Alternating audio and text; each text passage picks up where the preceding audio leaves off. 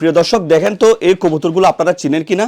কোনো এক মালিকের এই কবুতরগুলো চোরেরা চুরি করে নিয়ে যাচ্ছিল।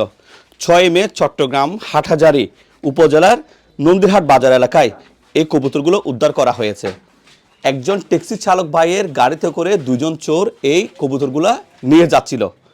নন্দীরহাট বাজারে যখন এরকম লুঙ্গিতে পরে 3টা লুঙ্গিতে এই কবুতরগুলো নিচ্ছিল, চালকের একটু সন্দেহ হয় যে এই কবুতরগুলো কেন নিয়ে যাচ্ছে।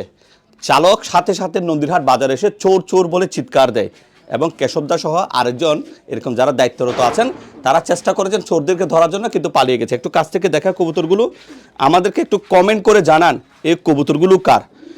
মালিককে প্রমাণ দিতে হবে এবং আশেপাশের সাক্ষীও লাগবে। এখন জিজ্ঞেস করতে পারেন চোরগুলা কোথায়, টেনশনের কোনো কারণ নেই।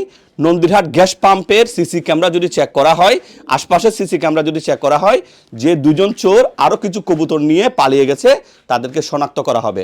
কাজটা প্রক্রিয়াধীন, তার আগে মালিককে আসতে হবে এই কবুতরগুলো নেওয়ার জন্য। এখানে কেশবদা আছে।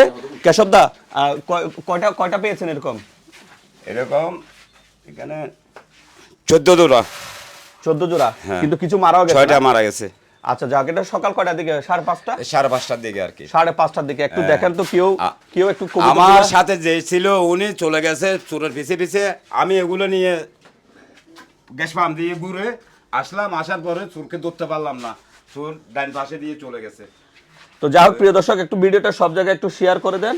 দুর্ভাগ্যবশত 4, 5টা 6টা কবুতর মারা গেছে, এখানে আরো কিছু কবুতর আছে। এই চোরদেরকে ধরার জন্য মালিকের সহযোগিতা লাগবে।